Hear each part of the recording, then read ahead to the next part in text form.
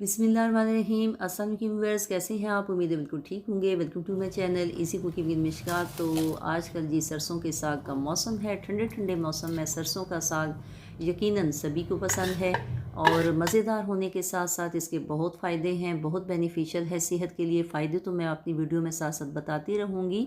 सभी आजकल इसकी सरसों के साग की रेसिपीज़ लगा रहे हैं। मैंने भी अपने चैनल में ऑलरेडी 2 रेसिपीज़ में शेयर कर चुकी हूँ। डिस्क्रिप्शन में मैं लिंक शेयर कर दूँगी। लेकिन गलाने से पहले कुछ स्टेप्स ऐसे हैं जो बहुत इम्पॉर्टेंट हैं और ईयर टू ईयर पकाते हैं, उन्हें भी यकीनन मुश्किल लगता है। तो उन लोगों के लिए ये बहुत ज़रूरी है जो अनट्रेंड होते हैं, जो नया नया पकाना सीखते हैं। तो ये स्टेप्स बहुत इम्पॉर्टेंट हैं जिनका बताना बहुत ज़रूरी मैंने समझा। तो इसलिए वीडियो स्किप नहीं कीजिएगा ताकि नेक्स्ट टाइम आप जान सकें कि हम सरसों का साग कितना लाना चाहिए और उसकी कटिंग कैसे करनी है, उसकी धुलाई कैसे करनी है और उसकी गलाई कैसे करनी है। उसके बाद ये इस स्टेप पे पहुंचता है जो आप देख रहे हैं। तो चलिए शुरू करते हैं। तो चलें जी, आज साग काटते हैं और इस तरह मैं चेक कर लेती हूँ। जो पकी हुई होती है ना, जब तक ये इस तरीके से ना टूटे ना तो वो रखनी नहीं चाहिए। तो इस तरह ये पता चल जाता है ये, ठीक है, जब तक ऐसे ना टूटे।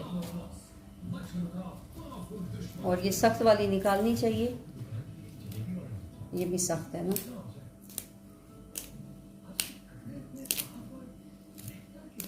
ये वाली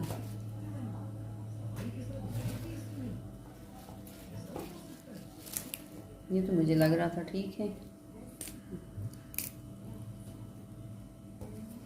अब सरसों का एक ये है कि जैसे ही लाया जाए उसको काटना चाहिए। मुझे 1-2 दिन से मैंने इसको रेफ्रिजरेटर में रखा हुआ था, तो रखने से भी ना ये पक जाती है, साथ साथ पकती है ये। इसका तो ये बड़ा मसला है कि जैसे ही लाएँ तो इसको काटना होता है।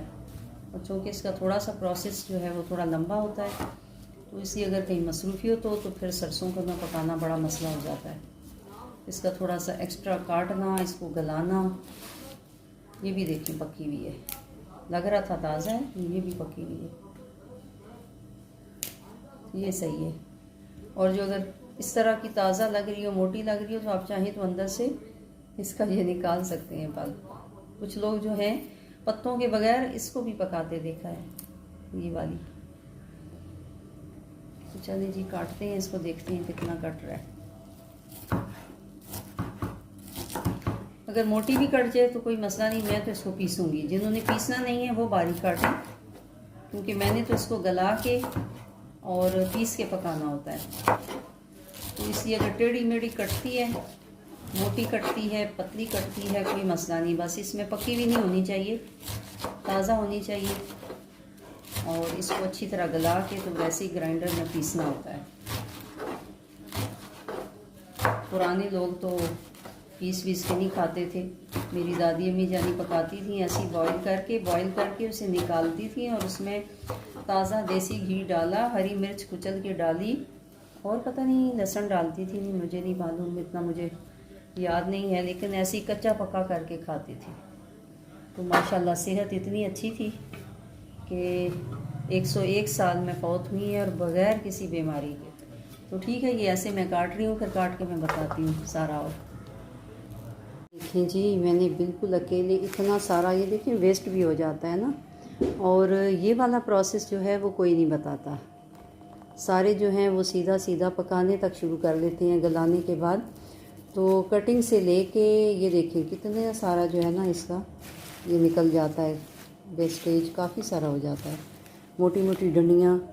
क्योंकि मेरी बेटी पूछ रही थी मम्मा कि ये क्यों आप फेंक रही हैं, तो उससे मुझे लगा कि ये सारा जो है ना प्रोसेस दिखाना चाहिए कि क्यों फेंकते हैं, कहाँ तक फेंकते हैं और कैसे जो है वो हम उसमें से जो अच्छा अच्छा साग है वो निकालते हैं।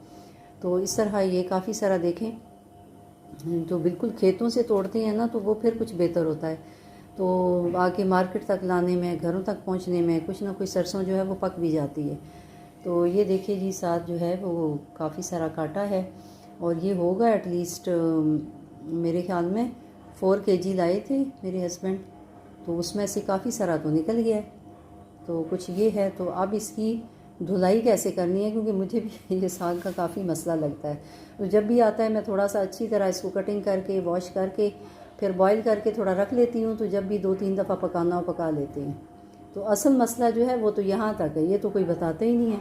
तो आप देखिए जी, इसको धुलाई कैसे करनी है वो भी देखें। क्योंकि पत्तों के साथ मिट्टी बहुत ज़्यादा होती है तो इसलिए ज़रूरी है कि इसको इस तरह ये 3-4 पानियों से इस तरह धोना है। तो अच्छी तरह ये बड़े बर्तन में डाल के, क्योंकि अभी तो ये फूले फूले पत्ते हैं ना, तो बाद में जब पकेगा थोड़ा सा हो जाएगा। तो इसलिए अच्छी तरह जो है ये एक दफ़ा मैं इस पानी से निकालूंगी, दोबारा फिर निकालूंगी और तीसरी दफ़ा फिर निकालूंगी, तब जाके ये रेडी होगा गलाने के लिए। तो इस तरह इसको धोना भी है।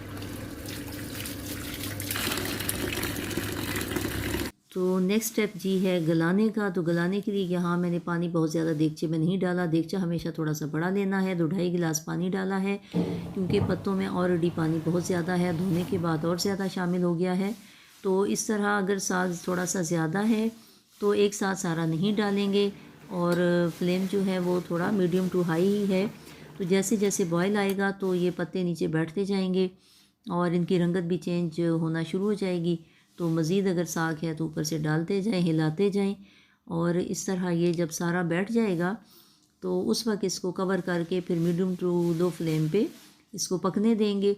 तो ये देखिए कि काफ़ी देर ये पकता रहा है और इसकी रंगत बिल्कुल येलो हो रही है और ये भी एक प्रूफ है इसके गलने का। और ये देखिए जैसे मैं चमचा चला रही हूँ तो ये साथ साथ टूट रहा है।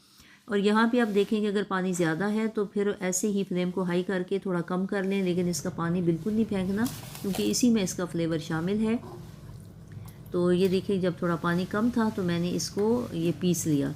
अब पीसने के बाद आप देखेंगे जितनी ज़रूरत है फिर उसके मुताबिक पका लें और जितना आपने रखना है तो रेफ्रिजरेटर में डाल के कंटेनर में रख लीजिए। तो यहाँ मैंने 2 पार्ट में कर लिया है, थोड़ा अभी पकाऊंगी, थोड़ा नेक्स्ट टाइम पका लूँगी।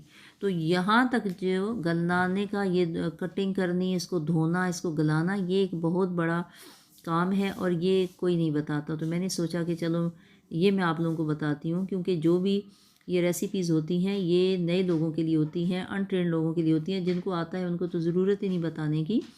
तो ये स्टेप जो थे ये बहुत ही ज़्यादा इम्पोर्टेंट थे जो मैंने यहाँ पे बताए हैं। तो ये देखिए कि कितनी सारी सरसों थी। मुझे भी उस वक्त लग रहा था कि बहुत ज़्यादा आ गई है क्योंकि अक्सर मैं 3 kg मंगाती हूँ, तो ये 4 ले आए तो मुझे लगा ज़्यादा है। लेकिन देखें ये कटिंग हो के पक के गला के क्या रह गया। तो इसलिए पालक तो हम 1 kg भी मंगाएं तो काफ़ी हो जाती है, लेकिन सरसों बहुत सारी कटिंग में ज़ाया हो जाती है। तो अनट्रेंड लोगों के लिए ये कहना है कि जब भी मंगाएं थोड़ा सा ज़्यादा मंगाएं, क्योंकि अगर ये गलाएं जब इस स्टेप तक पहुँचेंगे तो आपको पता चल जाएगा कि ज़्यादा है या कम है। ज़्यादा है तो आप इसे रख लीजिए, नेक्स्ट डे पकाना आसान हो जाएगा। तो यहाँ तक ये बहुत ज़रूरी था आप लोगों को बताना और मुझे उम्मीद है कि आप लोगों को वीडियो अच्छी लगी होगी। तो पसंद आने की सूरत में अगर फ़र्स्ट टाइम देख रहे हैं तो मेरे चैनल को प्लीज़ सब्सक्राइब ज़रूर कर दिया कीजिए और अपनी फैमिली फ्रेंड्स में मेरी वीडियो को लाइक करके शेयर ज़रूर किया करें और अपनी दुआ में याद रखिए। खुश रहिए, एंजॉय कीजिए। अल्लाह हाफिज़।